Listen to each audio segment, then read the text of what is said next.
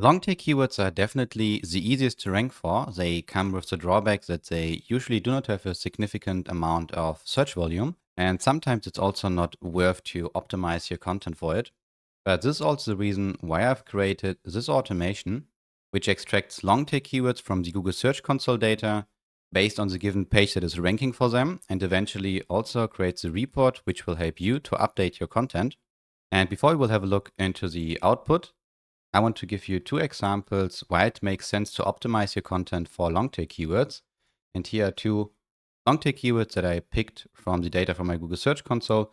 And as you can see, it's quite long, but we have the advantage that there's no AI overview, and ranking for this keyword will be definitely easier than ranking, for instance, for automated workflow for SEO. And here's also another example. As you can see, there's also no AI overview, and the first results are even videos, but if you scroll down, then you can see there's also not a single person who is paying for ads, which makes it easier to rank for in a good position. And if we have a look into the output, then we can see it's already formatted. So this is due to the fact that it's actually an HTML file. So that means you can view it in Google Docs or just open it in a browser. And the structure is quite simple. We have always a title, meta description, followed by update recommendations and also by new phrases that could be used to extend your content. And if we take this one as an example, then we can see we have always original and improved. And let's say I want to update this article, then I could just open the report, search for the given text.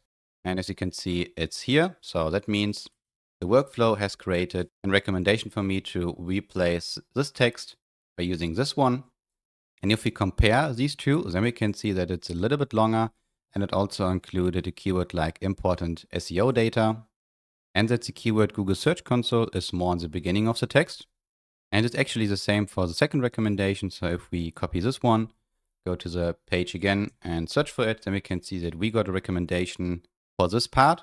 And if we compare the old sentence with the new one, then we can see that in the new one, we have advanced SEO analysis, and also a bit longer than the current text which is used on the website. So let's quickly check another example, which is for another page. So it's for the AI SEO team. And if we go to the product, then we can also check if the workflow worked. And let's take this one, leverage BigQuery and Search Console data to check keywords rankings and so forth. And if we search for it, then we can see it's in this card. And we also got a recommendation. As you can see here, it also used a keyword like automated SEO analysis, which could eventually help to rank for this keyword for the given page better. So then let's have a look into the workflow. And it starts everything with a keyword analysis. So this is a BigQuery node. That means it will execute a SQL query where I have all the data from the Google Search Console. So I have activated the bulk data export, and if we check the query, then we can see that we get data like country, clicks, impressions, and so forth. But the important thing is this one, because this is the part where we apply a regex that will only find keywords that are longer than 4 words. And I have also added some filters for impressions and also for the average position, because if you have a new website, then it might make sense to set a really low value. But if you have a website with a lot of impressions, then you could also add another threshold, because then it's easier to find keywords with real potential to rank for in the search results. And the other BigQuery node is quite similar, except that I have added another regex, which will categorize the keywords into the 4 common keyword types like transactional, commercial, informational, and navigational. Because usually if someone's going to search something for where, why, when, then it's also in most cases a long tail keyword. And here it's also the same. We have some thresholds for the position, impressions, and again, a filter for the length of the keyword.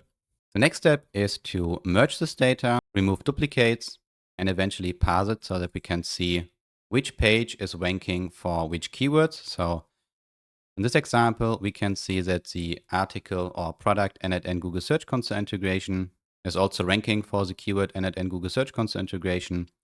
And here's another example. For the keyword rank tracking automation, one of the keywords where it at least got some impressions is for the keyword tracking with Google Sheets.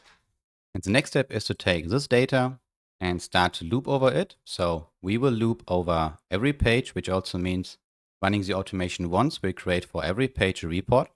And the first step is to extract the keywords and then give it to any model that can browse the internet. For instance, here I am using the model from OpenAI. It is the GPT-4o mini search preview.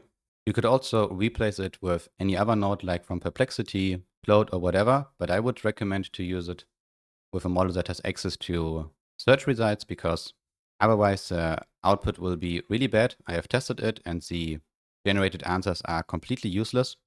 And once we have created the answers, we are going to give it to a parser, which will extract the keyword as well as the answers in the following structure. So we have keyword answer 1 to 5.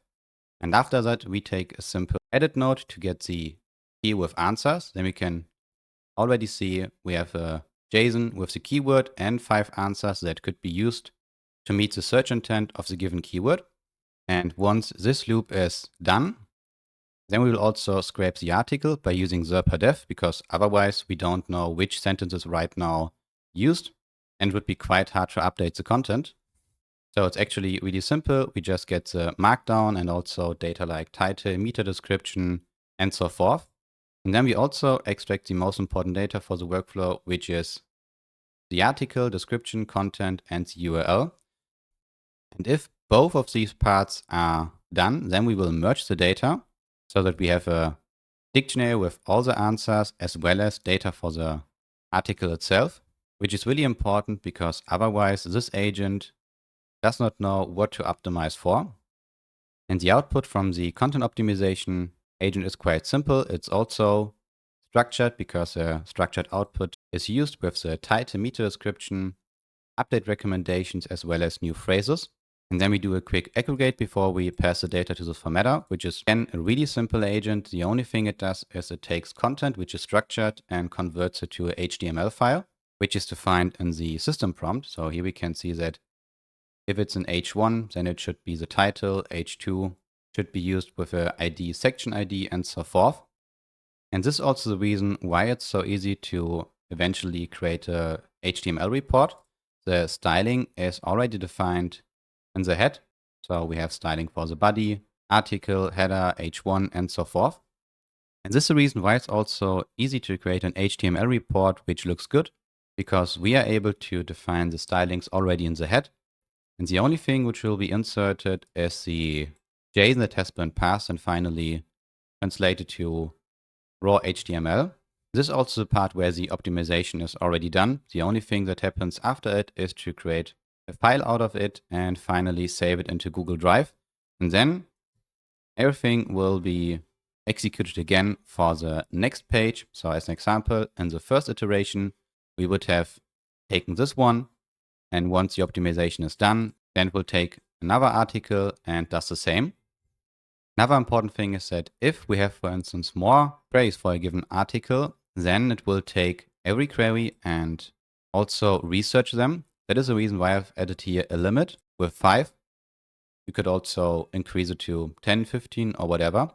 But you have to keep in mind that if you're going to research more keywords, then it will also increase your token usage, which will eventually cost you more money. But since the majority of the agent is using the GPT-4o mini model, which is quite cheap, one optimization is less than 2 cents, except you have a lot of keywords to research.